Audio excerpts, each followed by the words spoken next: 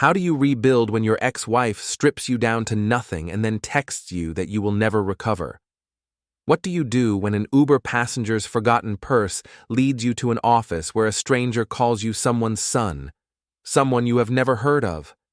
Why did that assistant look like she was about to say something she was not supposed to say? My name is Cole Barrett. I am 33 years old. 6 months ago, I had a ranch in Texas, a trucking company, and a life that looked solid from the outside. Today, I drive Uber in Dallas. I keep my voice calm when I say that, because people hear it and they decide who I are. They see the steering wheel. They see the app. They do not see what came before.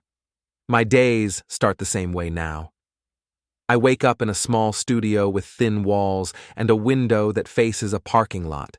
The air smells like old carpet and laundry soap. I make coffee in a cheap machine that clicks too loud. I eat toast if I have bread. If I do not, I take a banana from the corner store. Then I wash my face, put on a clean shirt, and check my phone for ride requests. I used to check different things. I used to check fuel prices for the trucks. I used to check route updates. I used to check payroll and maintenance notes. I used to stand at a whiteboard and plan a week. Now I check my rating. I check if I got a tip. I check if the app is busy. People talk about pride like it is a loud thing. For me, pride became quiet. It became the choice to keep moving. It became the choice to not beg.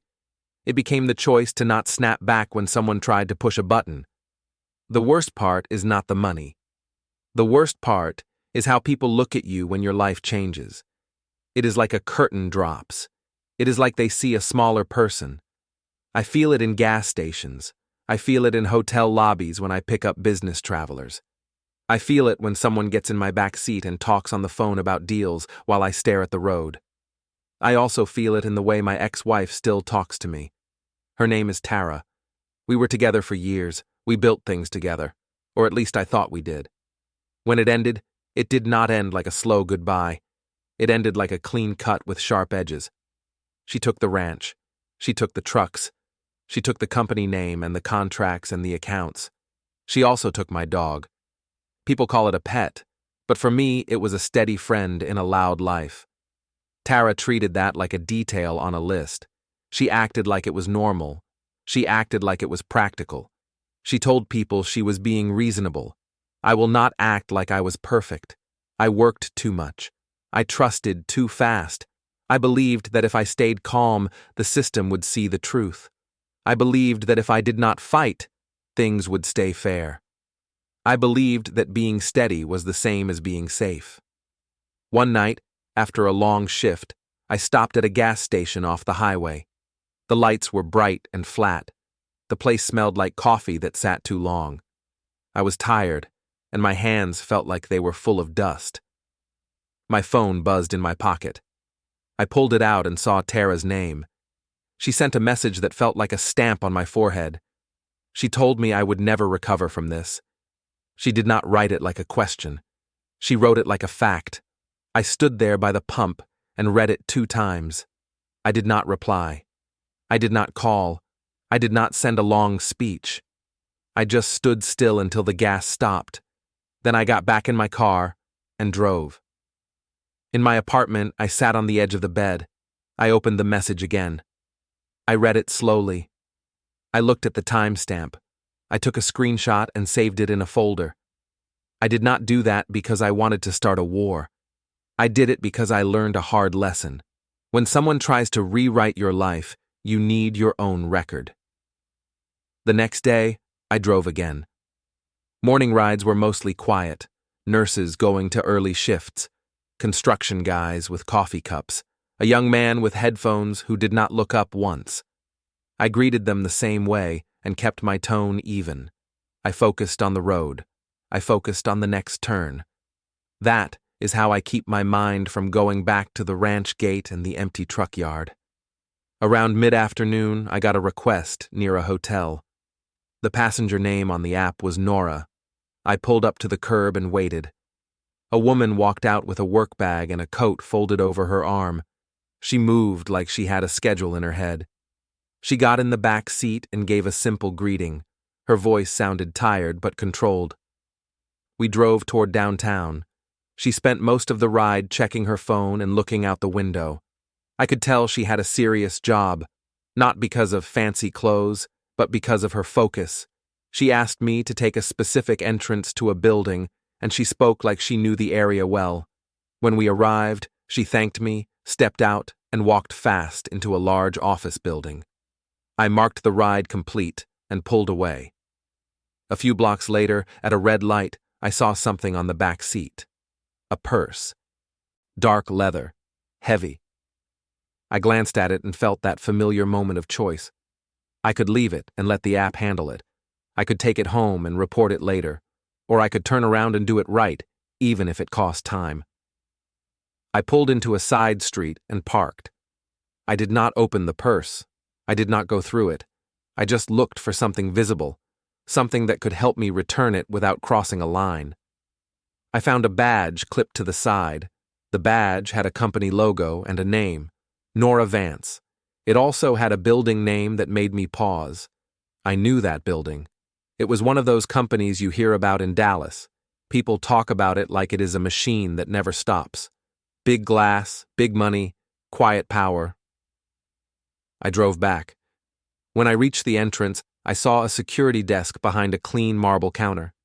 A guard looked up and saw my car, then saw me step out. I held the purse with both hands, like it was fragile. I told him I was an Uber driver, and that a passenger left this behind. I told him the name on the badge. The guard's eyes moved over me.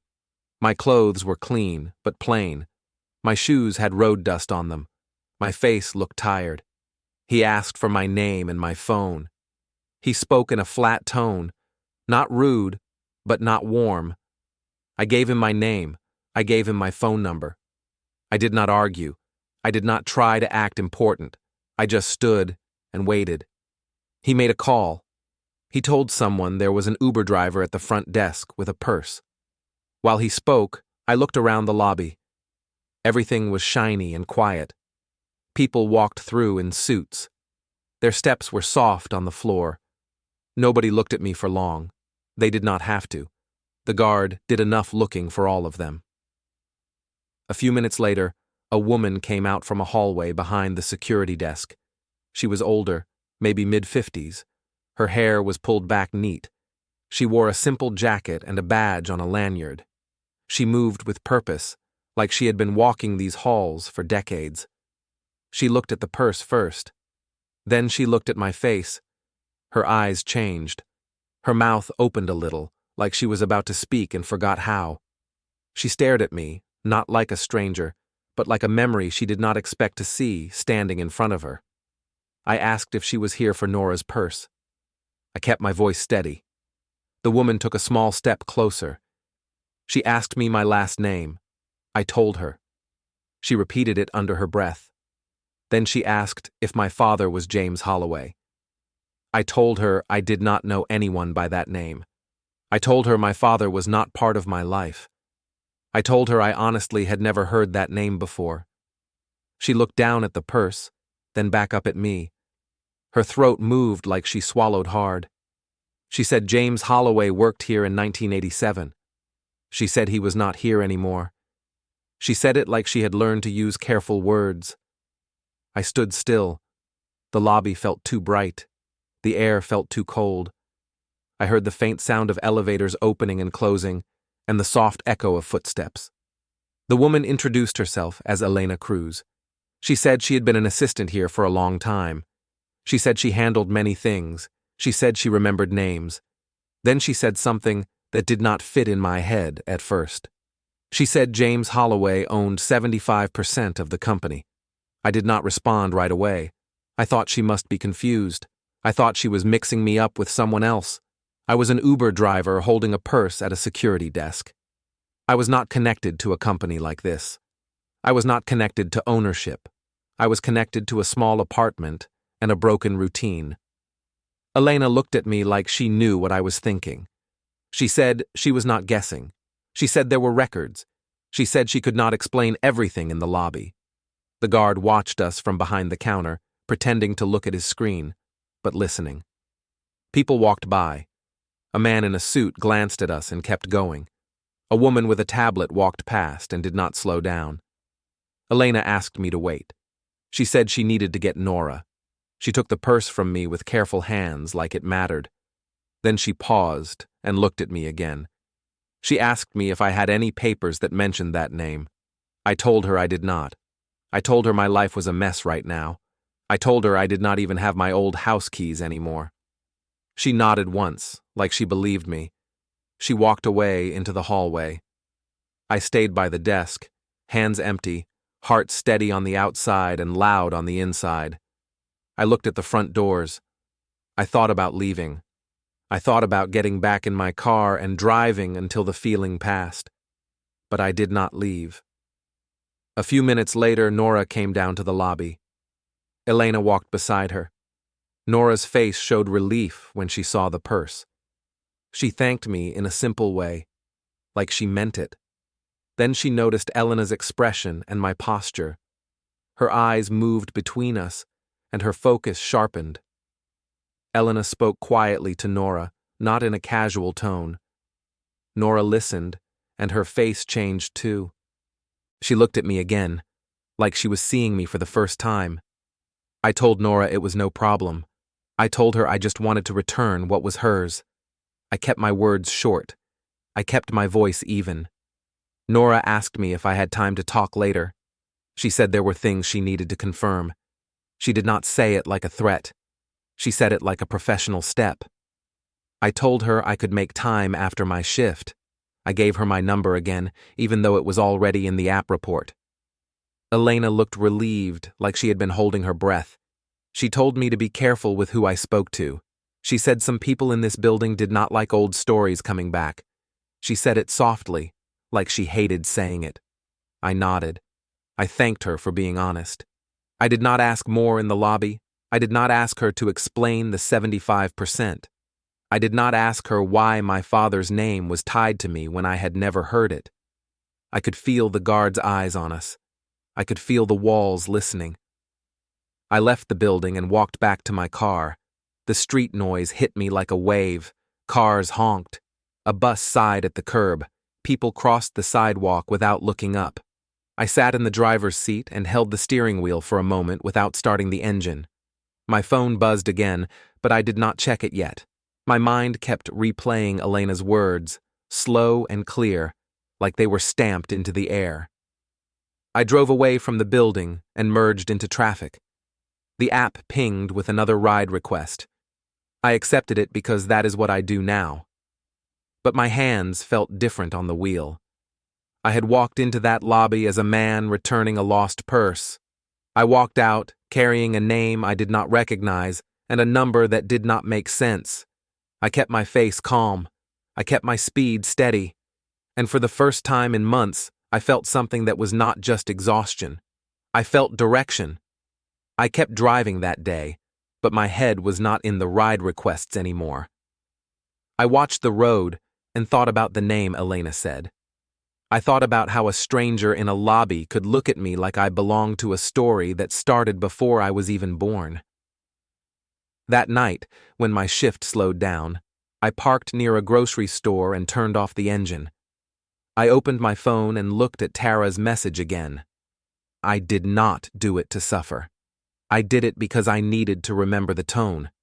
Tara did not threaten with loud words. She used certainty. She wrote like my future was already sealed. I used to think our marriage failed because I worked too much. That was the easy story. The harder story is that Tara slowly stopped seeing me as a partner. She started seeing me as a tool. When I was useful, I was solid. When I was tired, I was in the way. I met Tara when my company was still small.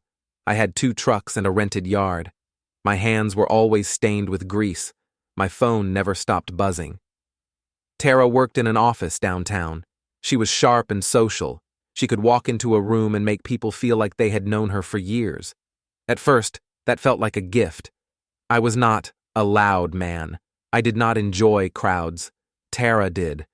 When we went to events, she spoke for both of us. She told people what we were building. She told them we were a team. When we moved in together, she started helping with paperwork. She said she liked organization. She said she could keep things clean. I was grateful. I trusted her. I wanted to focus on routes, maintenance, and drivers. I wanted to keep the business steady. The first signs were small. Tara would ask for passwords, just in case. She would say it was for safety. She would say she wanted to protect what we were building. She would remind me that I got stressed and missed details. I would nod and hand over access because I believed we were on the same side. Then she started correcting me in front of people. If I explained something about the business, she would smile and say there was a better way to say it. She would take over the story and make me sound like I was still learning my own company. She did not do it with cruelty. She did it with charm. That was what made it worse. People laughed with her, and I laughed too, because I did not want to look sensitive. When we bought the ranch, everything sped up. The ranch was not just land. It was an image. Tara saw it as a stage. She wanted gatherings. She wanted photos. She wanted the house to look perfect. I wanted the ranch to feel like a place where I could breathe. I put my money into it. I also put my time into it. I fixed fences. I handled repairs. I made sure the property stayed in good shape. Tara would thank me in private, but in front of others she would talk like the ranch was her project. She would speak about design choices and renovations. She would say she had vision. I would stand a step behind her and listen. The trucking company kept growing. We had more trucks. We had more contracts. I was proud of what we built. But growth has a cost. Drivers call at odd hours. Dispatch problems do not wait for weekends. Tara began to say she felt alone. She said she carried the home life while I carried the business. I heard her. I tried to adjust. I started coming home earlier when I could. I planned trips. I put my phone away at dinner. But Tara did not want effort. She wanted control. She wanted me to step back so she could step forward. She began bringing new people around. She called them friends and advisors. They were polished, and they talked about money like it was a game. They would visit the ranch and compliment Tara's taste. They would ask me what I did all day, like they could not imagine real work. Tara would smile and say I was simple and steady. At first, I thought she meant it kindly. Over time, I realized it was a label. It made me small in rooms where she wanted to be big.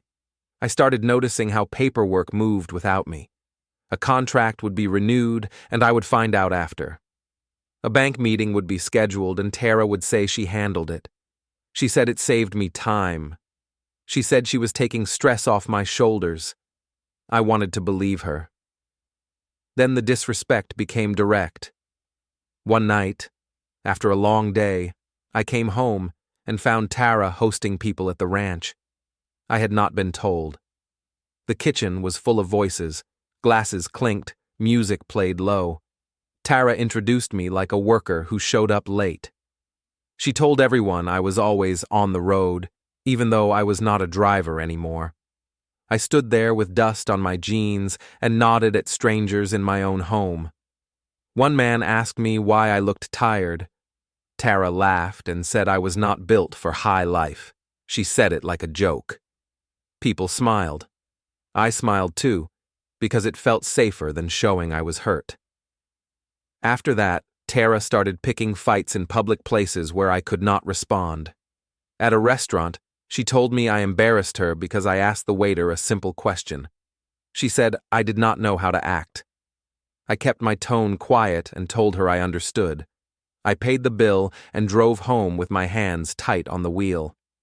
At family gatherings, she would speak for me. If someone asked me about the business, Tara would answer. If I tried to add something, she would interrupt and say I was mixing details. She made me sound confused. Over time, I stopped talking much. People assume silence means you have nothing to say. Then Grant appeared. I did not meet him in a dramatic way. He was just there one day, like he had always belonged. Tara introduced him as someone who helped with networking. She said he understood business at a higher level. Grant shook my hand and held eye contact too long. He smiled like he was already measuring what he could take. Grant started coming to the ranch more often. Tara would say they were meeting about plans. When I asked why meetings needed to happen at home, she said the ranch was our hub. She said I should be proud that important people wanted to be around us. But the way Grant looked at me was not the way a guest looks at a host. It was the way a buyer looks at a thing. He would talk over me when I discussed routes or contracts.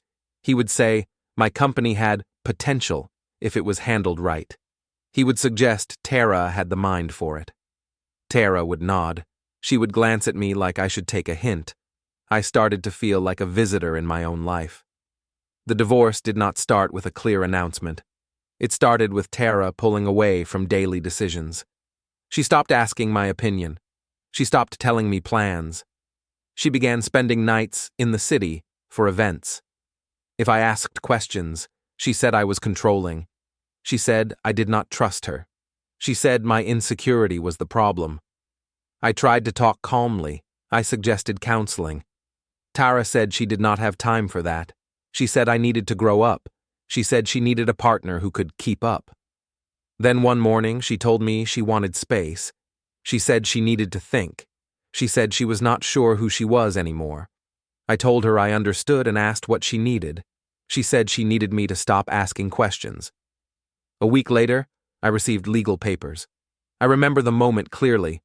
A courier handed me an envelope at the truck yard gate. The sun was hot. Diesel smell hung in the air. Drivers were moving in and out. I opened the envelope and saw that Tara had filed. She asked for full control of the ranch. She asked for control of the business operations. She asked for the dog. She asked for terms that made it sound like I was a risk. I was shocked, but I stayed calm. I believed there was a misunderstanding. I believed we could talk and reach a fair solution. I still thought marriage meant something. Tara did not meet me to talk. She sent messages through professionals. When I asked if we could sit down privately, she said it was better to keep things clean. She said emotions made men act badly. She said she was protecting everyone. In the courthouse lobby, I saw how she used image like a shield. Tara arrived dressed like she belonged on a magazine cover. Grant was with her.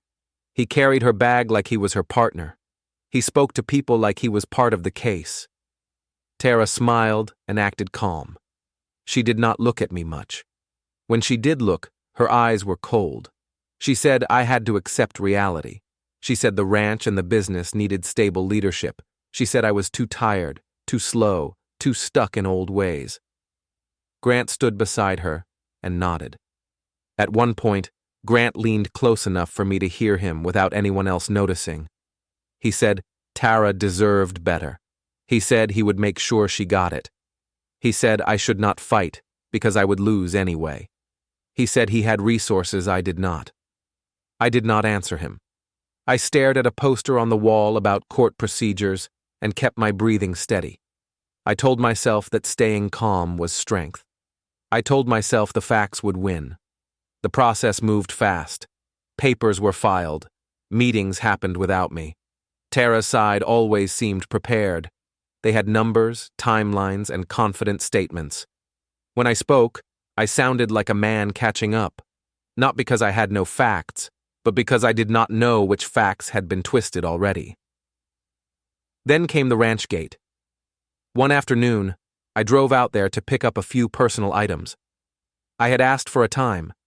I had received a time. When I arrived, the gate was closed. A new lock was on it. My code did not work.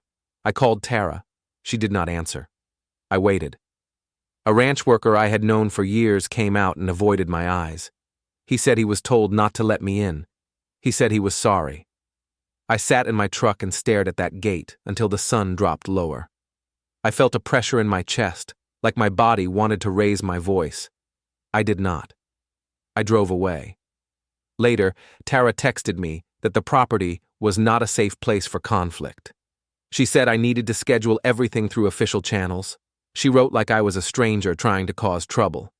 After that, the dog was taken from me in the same way. Not with a fight. With a schedule change and a handoff where I was treated like a problem. Tara said it was better for the dog to stay in one place. She said I was unstable because my housing changed. She said the dog needed consistency. I did not argue in the parking lot. I nodded and left. Then I sat in my car and stared at the steering wheel for a long time. That was how it went, piece by piece, always in a way that made me look like the one who should accept it quietly. When the trucking company slipped out of my hands, it did not happen in one dramatic moment.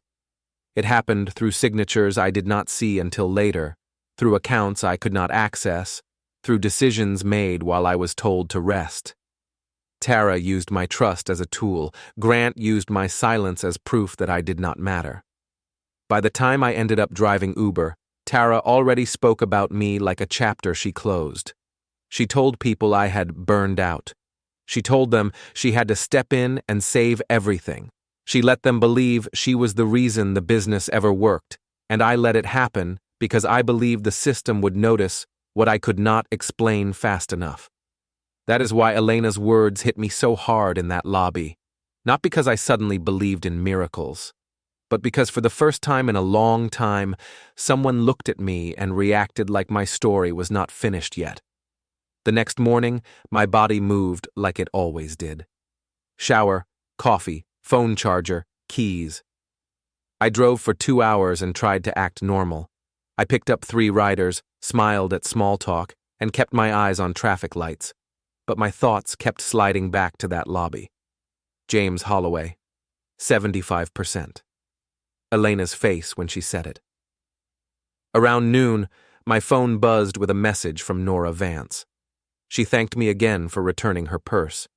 Then she asked if I could meet for coffee after my afternoon rides. She said she did not want to talk in the office. She said it was better somewhere neutral. I agreed. I told myself it was just a conversation. I told myself it could be nothing. But my hands still felt tight on the steering wheel. I met her at a small coffee shop near downtown. The place had simple tables and bright windows.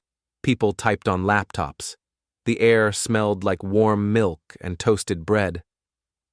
I arrived early and chose a table near the wall where I could see the door. Nora came in a few minutes later. She wore the same focused look as before, like her mind was always on a list. She ordered coffee, then sat across from me. She kept her voice low, even though the shop was loud enough to hide normal talk. She said she appreciated what I did. She said many people would have kept the purse or tried to get a reward. I told her I just returned what was not mine. I kept my answer short. Then she asked about the name again. She asked if I was sure I had never heard it. I said I was sure. I told her my father was not part of my life.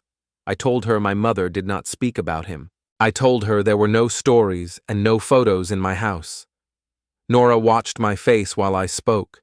She nodded slowly, like she was measuring if I was acting. Then she said, Elena rarely reacts like that to strangers. She said Elena had seen every kind of person walk through that lobby, and she did not get shaken easily. I asked Nora what she knew. Nora said she knew the company had a long history.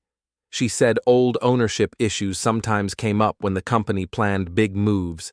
She said when that happens, people become careful. She said it was like watching a room go quiet without anyone telling it to. I asked if there was a reason Elena would bring it up now. Nora did not answer directly. She said she could not speak for Elena. She said the building had rules and people protected their jobs. Then she said something that made my stomach tighten. She said there was a board meeting on the calendar that week. She said it was not a normal meeting. She said it was tied to a deal and a leadership vote. She said when deals get close, the company checks every old corner for loose threads. I told her I was not a thread. I told her I was an Uber driver who returned a purse. Nora's face stayed calm. She said that was exactly why it was strange. She said if Elena saw a connection, it would not be small. She said if there was a connection, it would not go away by ignoring it. I asked what Nora wanted from me. She said she wanted clarity. She said she did not like surprises. She said if something serious was real, she would rather know early than late. She said she also did not want me to get hurt by people who might treat me like a problem. That was the first time anyone in months said something like that to me. Not pity, not comfort, just a practical warning. I thanked her. I told her I did not know what to do with the information yet. I told her I needed time to think. Nora nodded, then slid a small card across the table. It had her work number and her direct line. She said if I remembered anything, even a small detail, I should call her. She said Elena would not put her words back in her mouth once she said them. She said that meant it mattered. When we stood up to leave, Nora asked one more question. She asked what my mother's last name was. I told her. Nora repeated it softly, like she was placing it next to another name in her mind. Then she said she would not dig into my personal life without permission. She said she just wanted to make sure I was not walking into something blind. I walked out of the coffee shop and sat in my car. I did not start the engine right away. I stared at my phone on the dash and felt a new kind of pressure. It was not fear like before. It was not helplessness. It was a question. What if my life had a missing piece that was not my fault? That afternoon, I drove past the corporate building again. I did not go inside. I did not park and walk into the lobby. I just drove slowly with traffic and looked at the glass front. I watched people enter and exit like it was normal. I watched security at the doors. I watched a man in a suit laugh with a colleague. I realized something. That building had stories inside it. Stories with paper and names and dates. Stories that people used to keep power. If my name was linked to that place, even by mistake, I needed to understand why. I did not need drama. I needed facts. That evening, I went to my storage unit. It sat behind a row of other units in a dusty lot. The air smelled like sun-heated metal. My unit was not big. It was all I could afford after the divorce. Inside were boxes I had shoved away when I moved into the studio. I told myself I would sort them later. Later never came until Elena said that name. I lifted the rolling door and stepped inside. The unit was dim. Dust floated in the light. I turned on the small bulb and started opening boxes. At first, it was just old life, work boots, a framed photo from the truck yard, a set of keys that no longer opened anything, a few ranch invoices with my handwriting on them, things that made my chest feel tight. Then I found a box that had my mother's things. It was not big. It was taped shut with old tape that had yellowed. My mother passed years ago, and I had never fully gone through her items. It felt like stepping into a room that still held her breath. I opened the box slowly. Inside were small objects, a worn wallet, a stack of greeting cards, a few receipts, a folded letter with my name on it in her handwriting. I stared at that letter for a long time. I did not open it yet. I wanted to, but I also did not. I took it out and set it aside. Under the letter, there was a small envelope with no return address. It had a typed label that looked old. It was not a legal paper. It did not look official. It looked like something a person would type at home.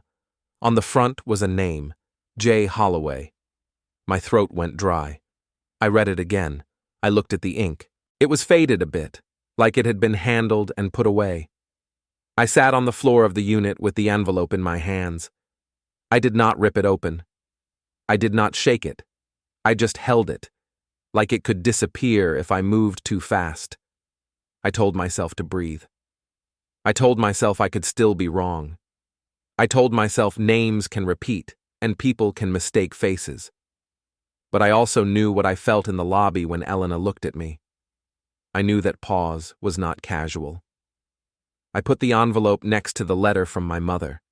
Then I pulled out an old photo album. It was thin. Most pages were empty. A few had pictures of me as a child, my mother smiling in the kitchen, me on a bicycle, me holding a fishing pole with no fish on the line. There was one photo that I had never paid attention to before. It was my mother standing beside a man near a car. The photo was not clear. The man's face was turned slightly away. He wore a plain jacket. His posture was familiar in a way I could not explain. He looked calm, not trying to impress anyone, just present. On the back of the photo, in small writing, was a date. It was from the late 1980s. I sat there until the sun outside started to drop. The unit grew cooler. My mind ran in circles, but I kept my hands steady. I did not let myself jump to big conclusions. I did not let myself build a fantasy. I just accepted one truth. I had ignored my own history because my present was loud. Now, my present was forcing me to look back. I cleaned the dust off the top of a plastic bin and used it like a table. I took out my phone and created a new folder. I named it Holloway in simple letters. I took photos of the envelope and the back of the picture. I wrote down the date. I wrote down the location if I could guess it. I wrote down what Elena said, word for word as best as I could remember. Then I did the same with Tara's message. I saved it in a separate folder.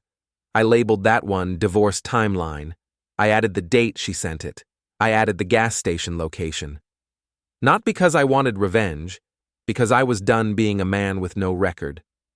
When I left the storage unit, my phone buzzed. An unknown number. The area code looked local. My chest tightened again, but my face stayed calm. I did not answer. I let it ring. Then it stopped. A moment later, I got a voicemail notification. I stared at the screen. I did not press play yet. I started my car, drove back to my studio, and parked. I walked upstairs. I washed my hands. I sat at the small table by the window.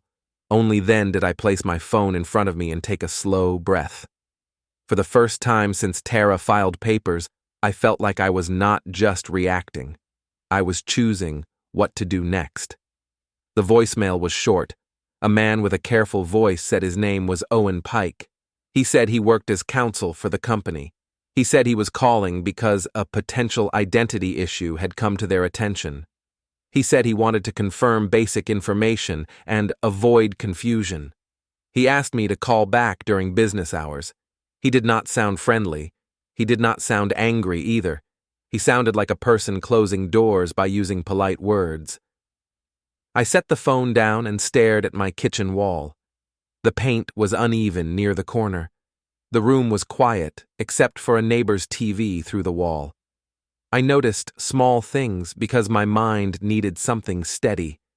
I told myself I would not rush. For most of my life, when I felt pressure, I moved fast. In trucking, speed feels like safety. You fix the problem before it grows.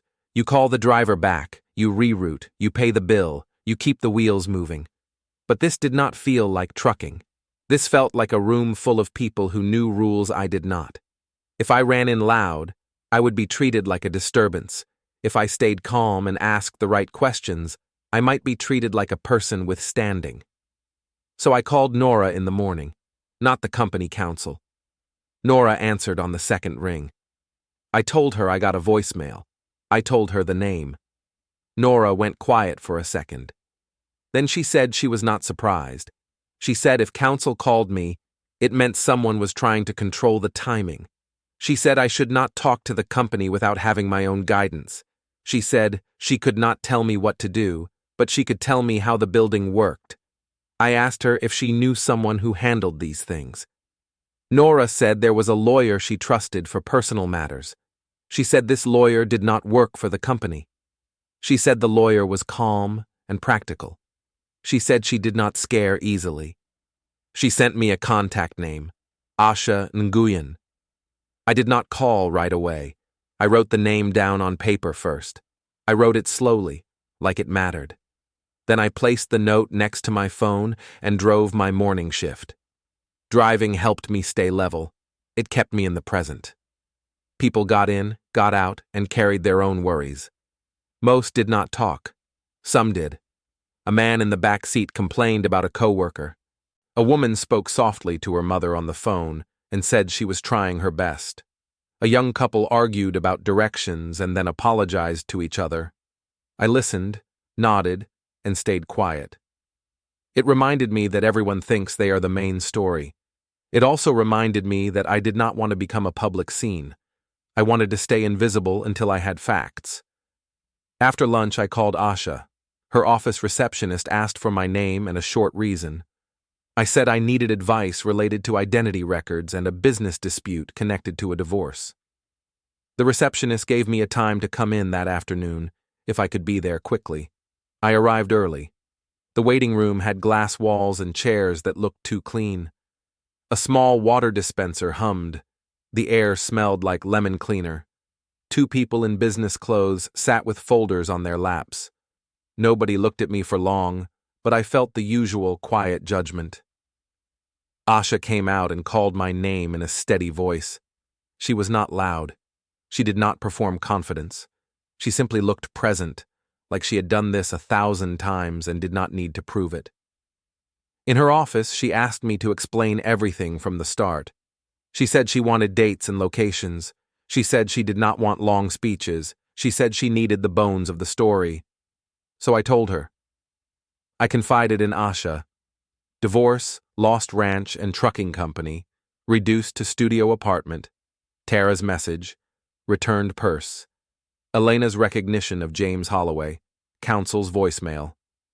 Asha listened quietly, noting simply, asked my full legal name and mother's maiden, advised cautious verification through lawful channels, no promises, but patterns of controlled information evident in divorce, suggested treating envelope as clue, not conclusion, build truth as chain of facts, felt guided, not saved. Bank visit. Polite request for historical links yielded careful hints of references needing verification. Tara's messages shifted. Probing, then polite warnings against confusion. Documented everything, dates, tones, patterns. Courthouse procedural. Tara, Grant confident. Grant patronized my little job. Remained calm, refused performance. Raffi provided dated recollections of access changes. Organized storage, labeled boxes, photographed envelope intact. Routine, Uber shifts, note timelines, backup data. Calm consistency over reaction. Top floor meeting, Asha presented verified identity, Holloway stake, trust structure, my majority control, triggered. Elena, Nora, corroborated risks of ignoring. Board paused transaction, recognized position, initiated review, Owen sidelined. Tara's sudden polite outreach ignored. Retrieved dog calmly, final loose end tied. No vengeance, just steady process reclaiming truth. Control restored quietly, life, honest and mine, reclaimed. From overlooked driver to verified heir, patience, records prevailed.